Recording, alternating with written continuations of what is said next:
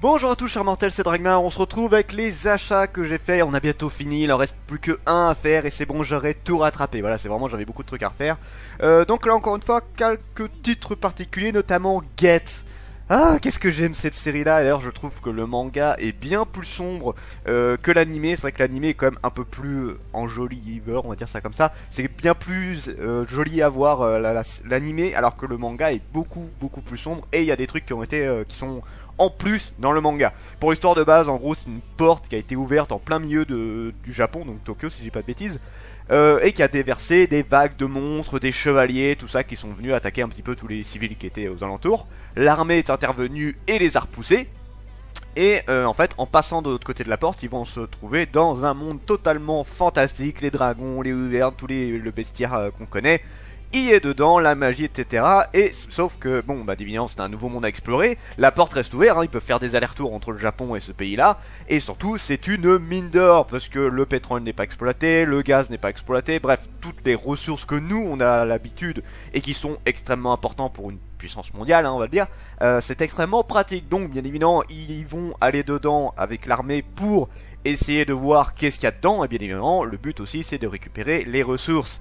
Ce qui ne plaît pas forcément à tous les autres pays, hein, la Russie, la Chine, tout ça, ils sont un peu en mode ouais, attends, il y a un peu de mine d'or là, hein. Nous aussi on la veut, hein. Donc forcément ça va être une bataille entre différents pays, et ça va être aussi une bataille dans l'univers derrière la porte, où les soldats vont devoir réussir à se faire accepter pour pouvoir se balader en toute tranquillité, ce qui va pas forcément être facile parce qu'il y en a qui sont pour leur arrivée dans ce monde et d'autres qui sont totalement contre. Donc forcément ça va créer quelques petits problèmes. Mais la série est vraiment très cool et je vous la conseille très fortement. Get, c'est une très bonne série, là on est déjà au 15e tome et la série va durer encore longtemps, hein, je crois. Il y a quand même pas mal de tomes pour cette série là et je suis super content de la suivre à chaque fois. Voilà, c'est vraiment une pure merveille cette série là. Du coup j'en avais parlé, Sword Art Online progressif, Arc 2, Transcend Barcarolle. Alors je trouve qu'il a un énorme intérêt. En fait, alors moi je fais partie des gens qui aiment bien SAO, hein, voilà, j'aime bien Sword Art Online. Mais en fait il y avait un regret que j'avais sur Sword Art Online, c'était le fait que quand on voyait l'univers de SAO, pour ceux qui se rappellent pas ce que c'est SAO, je rappelle vite fait, en gros c'est plusieurs personnes qui ont été bloquées dans MMORPG et ils pouvaient, s'ils mouraient dans le jeu, ils mouraient dans la réalité. Et voilà, donc c'est un univers fantastique. Et en gros, le truc c'est qu'on voyait l'histoire de Kirito, sauf qu'en fait genre on le voit niveau 2, et genre quelques temps après on va le voir niveau 40, et après on va le voir niveau 70, et on sait pas ce qui s'est passé entre temps. En fait le manga passe direct au moment clé, et du coup bah il y a pas mal de gens, moi le premier, qui étaient en mode bah ouais mais moi j'aurais bien voulu voir ce qu'il y a entre, justement, comment Kirito a évolué, comment il en est arrivé là, les quêtes, ce genre de trucs là, enfin je veux dire c'est un MMORPG, c'est intéressant à voir. Et du coup voilà, j'avais un petit peu ce côté déception par rapport à ça. Et du coup Progressif répare cette erreur, puisque en gros là on suit le manga plus du point de vue de Asuna, mais Kirito et les autres qu'on connaît sont là quand même. Et là on voit justement ce côté quête, on voit comment ils en sont arrivés là, comment ils ont évolué. Et c'est très intéressant, je trouve ça très bien foutu. Aussi leur interaction avec les PNJ qui là sont bien plus vivants que ce qu'on a l'habitude de voir dans les jeux vidéo, parce que là ils ont leur propre volonté. Et c'est super intéressant. J'étais un peu deg de l'acte 1 parce que l'arc 1 parce que je me suis dit merde on arrive au 7ème tome, la série progressive je la trouve géniale, hein, clairement je la trouvais géniale. Et je me dis merde c'est déjà fini. Et ben non, il y a un autre arc, et peut-être qu'il y en aura d'autres hein, d'ailleurs, mais arrêtez avec les arcs, Re:Zero, Sword Art Online, tout ça, arrêtez, on s'y perd, et on ne sait pas en fait quand est-ce que ça se finit réellement, et du coup j'étais totalement perdu, c'est comme la petite faiseuse de livres, c'est pareil, ça va se finir en 7 tomes, mais en fait non, il y a un autre arc derrière, faut pas des arcs, c'est chiant, c'est une galère à s'y retrouver. Donc voilà, là c'est le premier tome, mais c'est la suite, hein, c'est la suite directe de Sword Art Online progressif. Bah pareil, hein, c'est super cool, et si vous faites partie des gens qui aiment bien Sword Art Online et que vous aurez voulu voir les quêtes, et bah là vous êtes servi, ça vaut vraiment le coup. J'ai limite une préférence pour cette partie là d'ailleurs. Arte, 10ème tome déjà, enfin, parce qu'on attend des plombes entre chaque tome, hein. C'est Komiku, on a l'habitude maintenant. C'est une série que j'apprécie énormément, qui est vraiment très bien foutue. En gros l'histoire, je crois qu'on est à l'époque de la Renaissance si je dis pas de bêtises, où voilà l'art, tout ça, la sculpture c'est fait partie des trucs les plus importants, et on suit une jeune fille qui elle est passionnée de ça, mais c'est une femme, et les femmes ne sont, déjà de base, ne sont pas acceptées dans beaucoup de domaines, hein, on va le dire. Et alors dans l'art, tout ça c'est encore pire, c'est hors de question qu'une femme aille dedans, et de toute façon à la base c'est une fille de noble, donc noblesse égale, tu vas te marier pour glorifier ta famille, pour qu'on ait plus de pognon, bref, tout ça, tout ça. Le truc malheureusement qui se faisait beaucoup, et qui se fait encore je crois.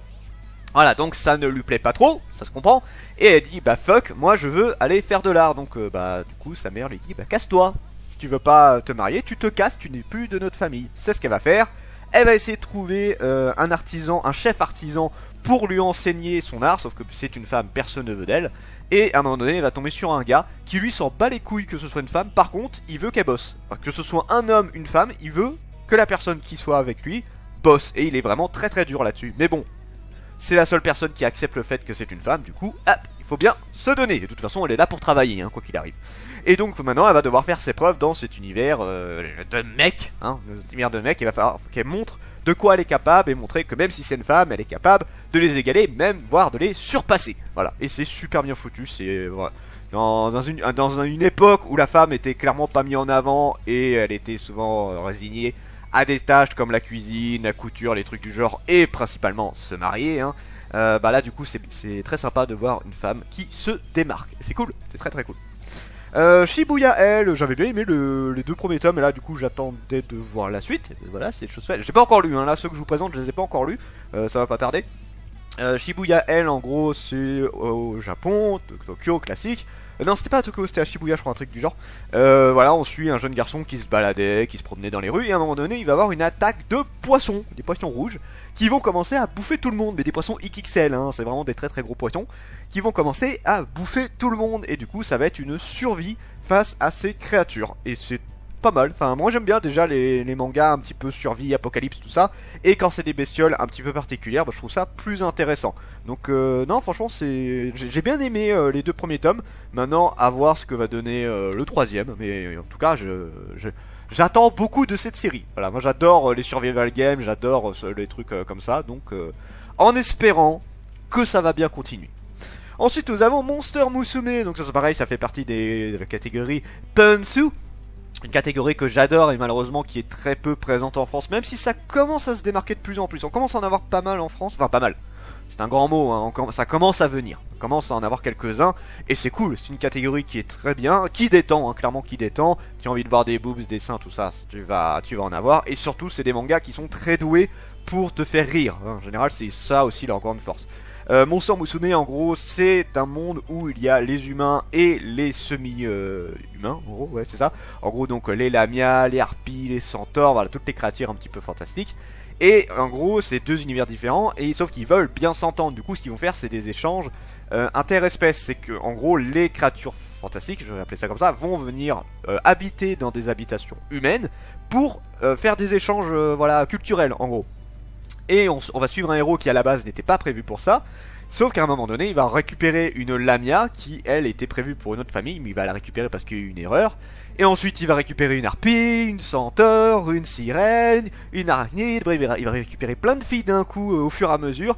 Qui sont bien évidemment, le problème c'est qu'ils ont chacun leur petite particularité, ils ont chacun leur petit grain de folie. Genre l'arachnide c'est une sadomaso, la centaure elle est extrêmement fidèle, la lamia elle est totalement dingue du gars et du coup elle arrête pas de l'écraser. Le problème c'est qu'elle maîtrise pas leur force, la plupart des créatures qui sont avec lui, et lui ce n'est qu'un humain, donc voilà, il peut crever de ces bestioles là justement.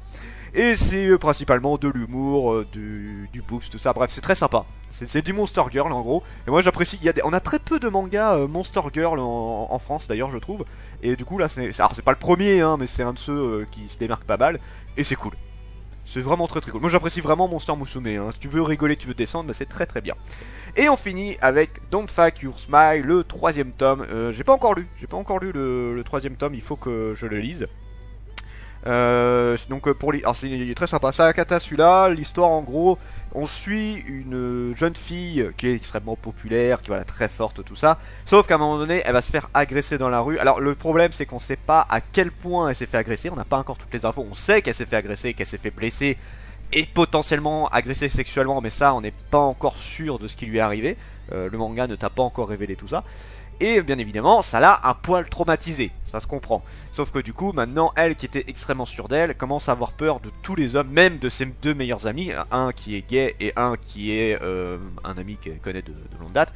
Donc voilà, même ces deux hommes-là, elle en a très peur. Bon, un peu moins du gay, parce que du coup, vu qu'elle sait qu'il est gay, elle en a un petit peu moins peur, mais voilà, du coup, même son meilleur ami, elle flippe. Alors que, voilà, c'est... Enfin, ça se comprend, hein, elle a été traumatisée du truc, j'ai aucun problème avec ça. Et du coup, ça te montre un petit peu comment elle réagit par rapport à ça. Et surtout, on essaye de savoir qui a fait ça. Là, actuellement, on a une vague idée de qui c'est. Maintenant, à confirmer si c'est bien lui. Je suis pas encore sûr à 100%, mais bon, là, ça pourrait être la grosse surprise, hein, on sait jamais. Mais en tout cas, le manga a l'air de te mettre sur la piste de c'est ce mec-là, visiblement.